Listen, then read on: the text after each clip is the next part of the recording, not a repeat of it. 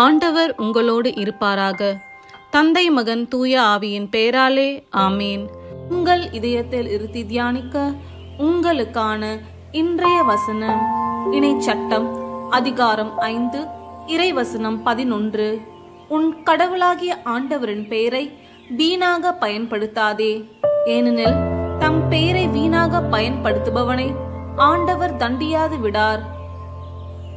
ஜெபம். மீட்பின் உறைவிடமாகிய தெய்வமே, நீ தூயவர், தூயவர், தூயவர். உம் தூய திருப்பெயர் என்றும் போற்றுதற்குரியது. இன்றைய இறை வசனத்தின்படி என்றும் உம்முடைய திருப்பெயரை வீணாக பயன்படுத்தாமல் எங்களை காத்து ரட்சியும். உம் சினத்திற்கு ஆளாகாமல் என்றும் உம் அன்பு பிள்ளைகளாக வாழ எங்களுக்கு துணை செய்யும். ஆமேன்.